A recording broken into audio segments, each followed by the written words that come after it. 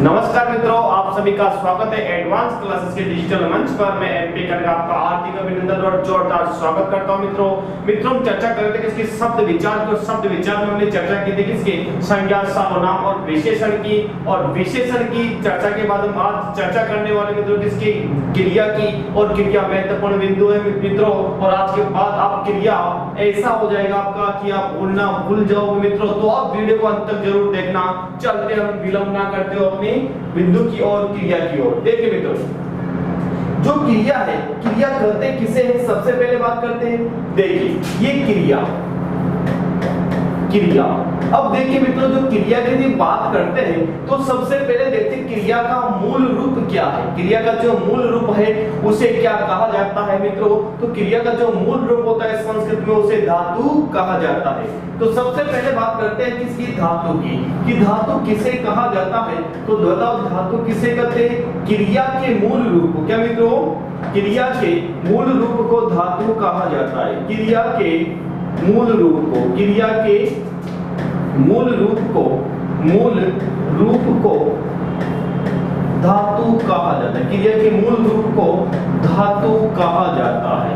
क्रिया के मूल रूप को धातु कहा जाता है। क्या कहते हैं मित्रों, धातु कहा जाता है। जो क्रिया का मूल रूप होता है उसे हम क्या कहेंगे मित्रों, धातु कहेंगे। अब देखिए क्रिया का मूल रूप धातु कैसे। तो इधर देखिए, जैसे मैंने यहाँ पर लिख दिया क्या मित्रों, पढ़। मैंने यहाँ पर क्या लिखा मित्रों, पढ़। मैंने यहाँ पर क्या लिखा, लिख। मैंने यहाँ पर लिखा आ। मैंने यहाँ पर लिखा जा, खा, पी, नाच, रो आदि। मित्रों ये सब क्या है, ये धातु है। ये क्या मित्रों, ये धातु है।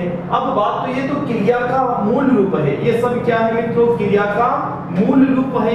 अब क्रिया का साधारण रूप क्या होता है उसकी हम चर्चा करते हैं, क्रिया के साधारण रूप की। तो देखिए मित्रों, क्रिया का साधारण रूप क्या होता है। तो देखिए क्रिया का साधारण रूप, क्रिया का साधारण रूप, जो क्रिया का साधारण रूप होता है वो क्या होता है, क्रिया का साधारण रूप। देखिए मित्रों, क्रिया के साधारण रूप की हम चर्चा करते हैं तो किसे कहा जाता है। तो देखिए क्रिया के मूल रूप में, क्रिया के मूल रूप में, क्रिया के मूल रूप में ना प्रत्यय जोड़ने पर, ना प्रत्यय जोड़ने पर, ना प्रत्यय जोड़ने पर क्रिया का साधारण रूप बनता है। क्रिया का साधारण रूप बनता है। क्या बनता है मित्रों, क्रिया का साधारण रूप बनता है। साधारण रूप बनता है। देखिए मित्रों, यहाँ पर हमने देखा क्रिया का, हमने क्या देखा, मूल रूप देखा। क्रिया का क्या देखा मित्रों, मूल रूप। ये तो क्रिया का मूल रूप है, ये क्रिया का क्या है, साधारण रूप है। क्रिया का जो मूल रूप होता है मित्रों उसमें हम ना प्रत्यय जोड़ देते हैं तो क्रिया का साधारण रूप बन जाता है। अब देखते हैं कैसे। जैसे मैंने यहाँ पर लिखा, ये क्रिया का मूल रूप क्या मित्रों, पढ़ है। जैसे मैं इसमें क्या जोड़ूंगा मित्रों, मैं इसमें ना जोड़ूंगा तो क्रिया का क्या बन जाएगा, साधारण रूप बन जाएगा। जैसे यहाँ पर पढ़ में क्या ना जोड़ा मित्रों, क्या बन गया, पढ़ना। मैंने यहाँ पर लिखा तो लिखना, क्या बन गया मित्रों, लिखना। ऐसे ही क्या, आना, और क्या हो जाएगा, जाना, आना, जाना, खाना, पीना, खाना, पीना, नाचना, खाना, पीना, नाचना, रोना, सोना आदि खूब सारे शब्द बन जाएंगे मित्रों। और क्या बढ़ जाएगा, क्रिया का साधारण रूप वो बन जाएगा मित्रों। तो यहाँ पर हमने केवल क्रिया का मूल रूप धातु होता है, क्रिया का साधारण रूप ये होता है मित्रों। अब बात करते हैं आगे कि जो वाक्य, क्या मित्रों, वाक्य, वाक्य का वाक्य का सबसे, क्या मित्रों, वाक्य का सबसे महत्वपूर्ण, क्या मित्रों, वाक्य का सबसे महत्वपूर्ण पद यदि माना जाए, वाक्य का सबसे महत्वपूर्ण पद क्रिया, क्रिया को माना जाता है, क्रिया को माना जाता है, क्रिया को माना जाता है। जो वाक्य का सबसे महत्वपूर्ण अंग होता है मित्रों, वो क्या होता है, वो क्रिया होता है। जो वाक्य का महत्वपूर्ण अंग होता है उसे क्रिया कहा जाए, क्रिया को महत्वपूर्ण पद माना जाता है किसका, वाक्य का। बात करते क्रिया किसे कहा जाता है, क्रिया की परिभाषा पर हम चर्चा करने वाले हैं मित्रों। तो देखिए क्रिया की परिभाषा, क्रिया की परिभाषा क्या कहती है, क्रिया की परिभाषा देखिए कि जिस शब्द से, जिस शब्द से, जिस शब्द से किसी कार्य का, जिस शब्द से किसी कार्य का, जिस शब्द किसी कार्य का होना, जिस शब्द से किसी कार्य का होना अथवा, अथवा किया जाना, अथवा किया जाना प्रकट होता है, किया जाना प्रकट होता है, प्रकट होता है, होता है,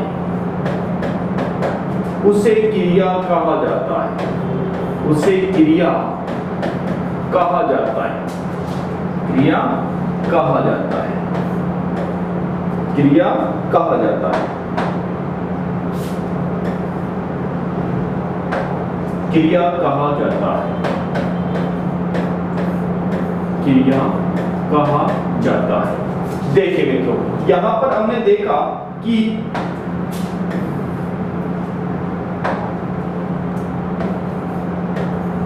देखिए कि क्रिया किसे कहते हैं, तो क्रिया की यहां आपने परिभाषा देखी मित्रों। क्रिया किसे कहा जाता है, क्रिया कहा जाता है कि जिस शब्द से किसी कार्य का होना, क्या मित्रों, जिस शब्द से किसी कार्य का होना अथवा किया जाना, जिस शब्द से किसी कार्य का होना अथवा किया जाना, क्या मित्रों, किया जाना प्रकट होता है, उसे क्रिया कहा जाता है। यानी वाक्य में जिस शब्द से ये पता लगता है क्रिया, क्रिया हो रही है या कार्य हो रहा है या कार्य का किया जाना है, उसे क्या कहते हैं मित्रों, क्रिया कहते हैं। अब देखिए वाक्य से हम देख लेते हैं कैसे क्रिया का होना और कैसे क्रिया का किया जाना। तो देखिए मित्रों, जैसे मैंने यहां पर लिखा कार्य का, कार्य का होना, एक तरफ मैंने यहां पर लिखा मित्रों कार्य का होना और दूसरी तरफ मैंने यहां पर लिखा कार्य का किया जाना, कार्य का होना और कार्य का किया जाना, कार्य का किया जाना, किया जाना। देखिए मित्रों, हमने यहाँ पर देखी कि क्रिया किसे, हमने यहाँ पर देखा क्रिया किसे कहा जाता है। तो देखिए कि जिस शब्द कार्य का होना अथवा कार्य का किया जाना उसे क्रिया कहा जाता है। अब कार्य का होना कैसे और कार्य का किया जाना कैसे, ये हम यहाँ पर देखेंगे मित्रों। जैसे मैंने यहाँ पर जो कार्य अपने आप होता है वो तो कार्य का, जैसे मैंने यहाँ पर लिखा, मैंने यहाँ पर वाक्य लिखा मित्रों, मैंने यहाँ पर लिखा सूर्य उदय हुआ, सूर्य उदय हुआ, सूर्य क्या हुआ मित्रों, उदय हुआ, सूर्य उदय हुआ। बताओ सूर्य अपने आप उदय हुआ मित्रों कि सूर्य उदय हुआ, एक तो क्या है कार्य का होना, सूर्य उदय हुआ, ठीक है, या सूर्य उदित हुआ। ऐसे मैंने यहां पर लिखा, मैंने यहां पर लिखा वर्षा हो रही है, वर्षा हो रही है, रही है, वर्षा हो रही है। अतः ये भी अपने आप होते मित्रों, वर्षा हो रही है। तो यहाँ पर सूर्य उदय हुआ, वर्षा हो रही है या आज वर्षा हो गई मित्रों, ये सब क्या है आपका कार्य का होना। जैसे मैंने यहाँ पर लिखा आज सूर्य, आज सूर्य जल्दी अस्त हो गया, जल्दी अस्त हो गया, आज सूर्य जल्दी अस्त हो गया। तो मित्रों ये भी अपने आप हुआ कि आज सूर्य उदय हुआ, सूर्य क्या होगा, जल्दी अस्त हो गया। तो यहाँ पर ये तो क्या है, कार्य का होना। अब यहाँ पर बात करेंगे मित्रों क्या, किसकी, कार्य का किया जाना। जैसे मैंने यहाँ पर वाक्य लिखा, मैंने यहाँ पर लिखा कृष्णा कृष्णा कॉमेडी करता है। कृष्णा कॉमेडी करता है, कॉमेडी करता है। क्या करता है मित्रों, कृष्णा कॉमेडी करता है। देखना ये वाक्य हो गया अपना, कृष्णा कॉमेडी करता है। कृष्णा क्या करता है मित्रों, कॉमेडी करता है। देखिए कृष्णा कॉमेडी करता है, ये वाक्य देखो। यहाँ पर कार्य किया जा रहा है मित्रों, कृष्णा के द्वारा क्या किया जा रहा है, कॉमेडी की जा रही है, यानी यहाँ पर कार्य किया जा रहा है। तो ये क्या है आपका, कार्य का किया जाना। जैसे मैंने यहाँ पर लिखा, मैंने यहाँ पर लिखा कि अक्षय अक्षय अक्षय पुस्तक अक्षय पुस्तक पढ़ रहा है। अक्षय पुस्तक पढ़ रहा है। मतलब यहाँ पर अक्षय के द्वारा क्या मित्रों, पुस्तक पढ़ी जा रही है, यानी जो कार्य किया जा रहा है वो अक्षय के द्वारा यहाँ पर किया जा रहा है मित्रों। यहाँ तो कार्य किया जा रहा है, यहाँ पर कार्य आपका हो रहा है। जैसे मैंने यहाँ पर एक वाक्य लिखा, मैंने यहाँ पर लिखा, मैंने यहाँ लिखा योगेश योगेश कंप्यूटर, योगेश कंप्यूटर चला रहा है या चलाता है। योगेश कंप्यूटर चलाता है। ऐसे मैंने यहाँ लिखा कंप्यूटर, योगेश कंप्यूटर चलाता है। अब देखिए मित्रों, योगेश कंप्यूटर चलाता है। अब देखिए मैंने यहाँ पर वाक्य देखा, तो ये तो क्या है आपका, कार्य का किया जाना। क्या मित्रों, ये तो कार्य का होना, और एक तरफ देखा हमने कार्य का किया जाना। तो क्रिया किसे कहा जाता है, क्रिया कहा जाता है जिस शब्द से किसी कार्य का होना, जिस शब्द से किसी कार्य का होना अथवा कार्य का किया जाना प्रकट होता है, उसे क्रिया कहा जाता है। क्या कहते हैं मित्रों, क्रिया कहा जाता है। तो ये हमने परिभाषा यहाँ पर देखी किसकी, क्रिया की। अब बात करते हैं मित्रों, आपको पता है जिससे क्रिया, क्रिया और क्रिया को बताओ अंग्रेजी में क्या कहते हैं मित्रों, क्रिया को अंग्रेजी में क्या कहते हैं, वर्ब कहते हैं। क्या कहते हैं मित्रों, क्रिया को अंग्रेजी में वर्ब कहते हैं। अब क्रिया के भेद की हम यहाँ पर चर्चा करने वाले हैं मित्रों, किसके, क्रिया के भेद की। तो देखिए क्रिया के भेद, क्रिया के भेद की हम यहाँ पर चर्चा करने वाले हैं। अब देखना क्रिया के भेद की। अब देखिए हम क्रिया को यहाँ पर दो भागों में बांट देते हैं। कितने मित्रों, दो भागों में हम यहाँ पर क्रिया को बांट देंगे और फिर हम एक एक करके क्रिया को यहाँ पर पढ़ने वाले हैं मित्रों। देखिए एक भाग किया हमने कर्म के आधार पर क्रिया, कर्म के आधार पर। क्या मित्रों, कर्म के आधार पर, आधार पर क्रिया के भेद, कर्म के आधार पर क्रिया के भेद। देखिए एक तो हमने क्या पढ़ा, कर्म के आधार पर क्रिया, एक हमने यहाँ पर देखा संरचना के आधार पर। क्या मित्रों, संरचना के या रचना के आधार पर, संरचना के आधार पर, संरचना के आधार पर क्रिया के भेद, क्रिया के भेद, क्रिया के क्या हो जाए मित्रों, भेद हो जाएंगे। अब देखिए हमने यहाँ पर बात की, पहला भेद हमने यहाँ पर क्या देखा मित्रों, कि कर्म के आधार पर क्रिया के भेद पढ़ेंगे। फिर इसके बाद क्या पढ़ेंगे मित्रों, संरचना के आधार पर क्या, क्रिया के भेद। अब देखिए मित्रों, अब बात करते हैं कि कर्म के आधार पर क्रिया के कितने भेद होते हैं और संरचना के आधार पर कौन कौन से भेद होते हैं। तो देखिए मित्रों, क्रिया के आधार पर यदि हम चर्चा करते हैं तो क्रिया के आधार पर जो क्रिया कर्म के आधार पर जो क्रिया के भेद है मित्रों, वो कितने हैं, दो भेद है। एक तो कौन सा आपका अकर्मक, कौन सा मित्रों, अकर्मक क्रिया, एक कौन सा आपका सकर्मक क्रिया। एक तो अकर्मक क्रिया दूसरा कौन सा मित्रों, सकर्मक क्रिया। तो यहाँ पर हमने दो भेद देखा। देखिए एक तो कौन सा आपका अकर्मक क्रिया, दूसरा कौन सा आपका सकर्मक क्रिया। अब बात करते हैं कहां पर, वहां चलते हैं मित्रों, कहां पर, जो आपका संरचना के आधार पर क्रिया के भेद है वो कौन कौन से हैं उनकी चर्चा करते हैं मित्रों। तो देखिए इनकी बात करते हैं तो इनको हम देखना कितने भागों में बांट देते हैं, इनको हम 4 भागों में बांट देते हैं। पहला कौन कौन सा देखिएगा, जैसे मैंने यहाँ पर लिखा, मैंने यहाँ पर पहला भेद किया कौन सा, संयुक्त क्रिया। क्या मित्रों, संयुक्त क्रिया, संयुक्त क्रिया पहला भेद हो गया क्या, संयुक्त क्रिया। दूसरा जो भेद हो गया मित्रों हो गया कौन सा का, पूर्वकालिक क्रिया, पूर्वकालिक क्रिया, पूर्वकालिक क्रिया। तीसरा जो भेद हो गया मित्रों हो गया कौन सा, प्रेरणार्थक क्रिया, प्रेरणार्थक क्रिया। चौथा जो भेद हो गया मित्रों वो हो गया कौन सा आपका, नाम धातु क्रिया। कौन सा मित्रों, नाम धातु क्रिया। देखिए यहाँ पर हमने 4 भेद कर दिए, किसके, संरचना के आधार पर हमने क्रिया की कितने भेद किए मित्रों, 4 भेद कर दिए। पहला जो भेद किया हमने कौन सा, संयुक्त क्रिया। दूसरा हमने भेद किया कौन सा मित्रों, पूर्वकालिक क्रिया। और तीसरा जो भेद किया मित्रों हमने कौन सा किया, प्रेरणार्थक क्रिया।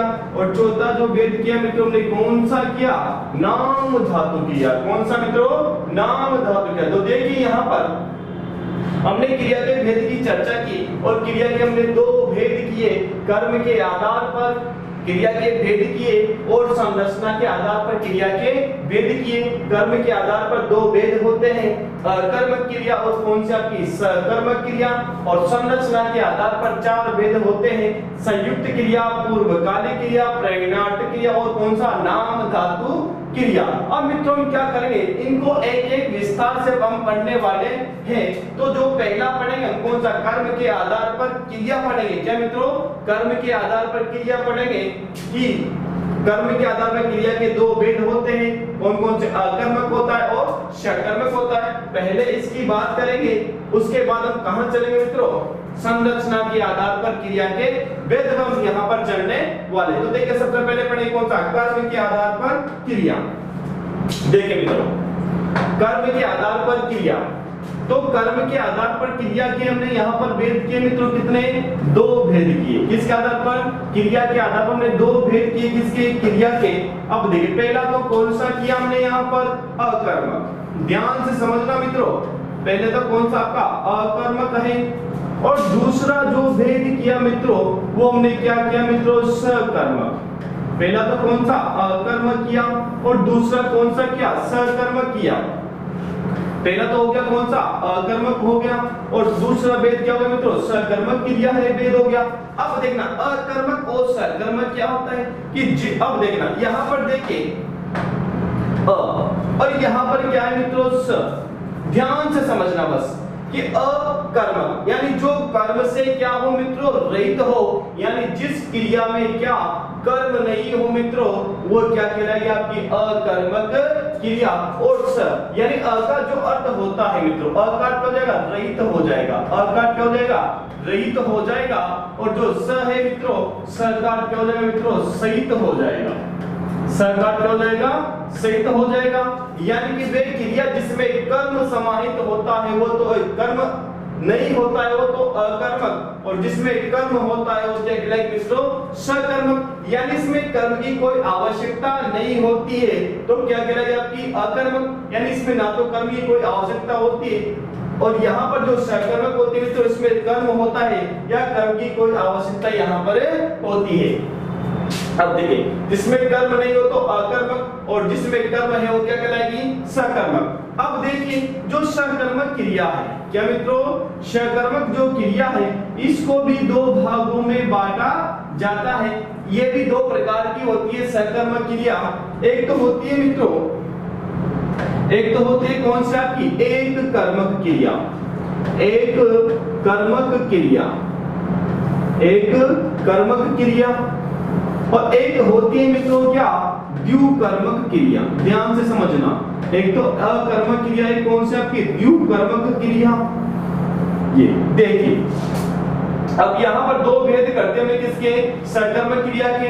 एक तो होती है कौन सी, एक कर्मक, जिसमें एक ही कर्म हो, वो तो एक कर्मक। जिसमें कितने कर्म हो मित्रों, दो कर्म हो, वो क्या कहलाएगी, आपकी द्विकर्मक क्रिया कहलाएगी। देखिए अब दो कर्म कौन कौन से भाई साहब, उसकी भी चर्चा कर लेते हैं कि दो कर्म कौन कौन से होते हैं। तो देखिए दो कर्म होते हैं, लेकिन कौन कौन से होते हैं, तो देखिए इसके जो दो कर्म होते हैं वो कौन कौन से, देखिए एक तो कर्म होता है कौन सा, गौण कर्म। क्या मित्रों, गौण कर्म।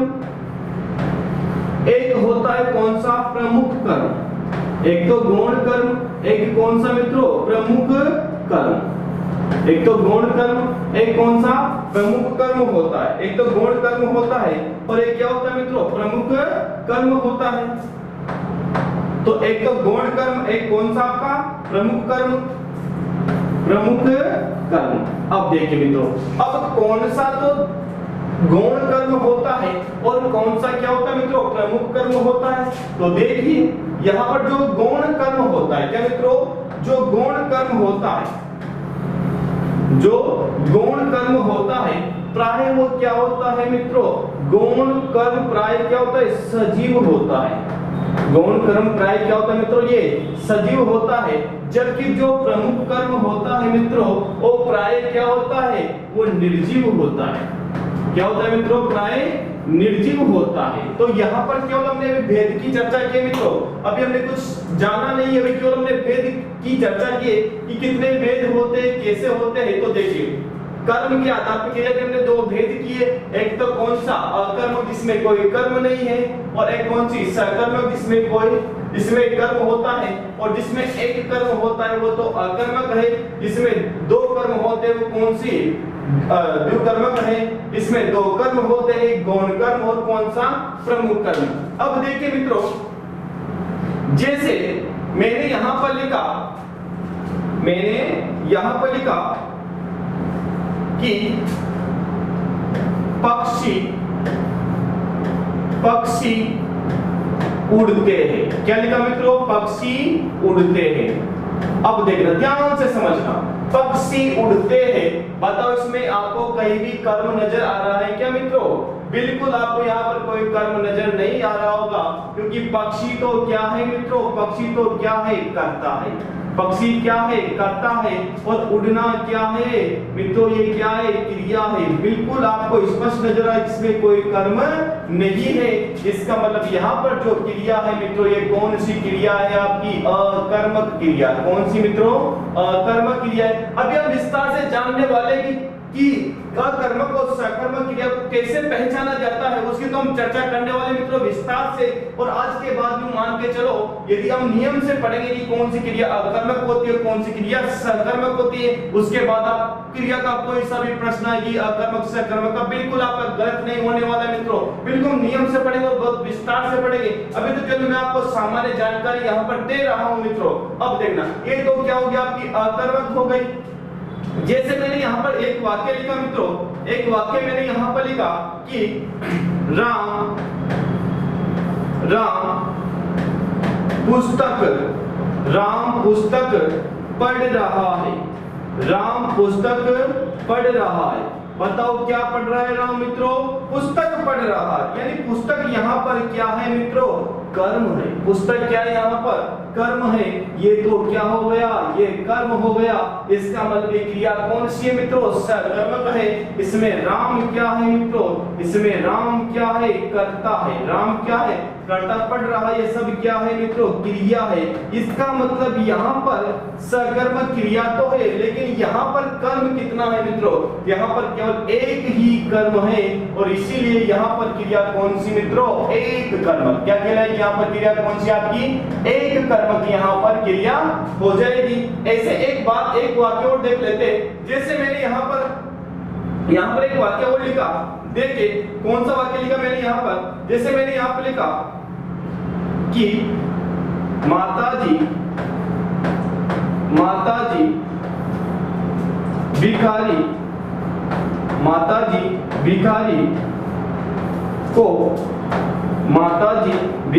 को खाना देती है।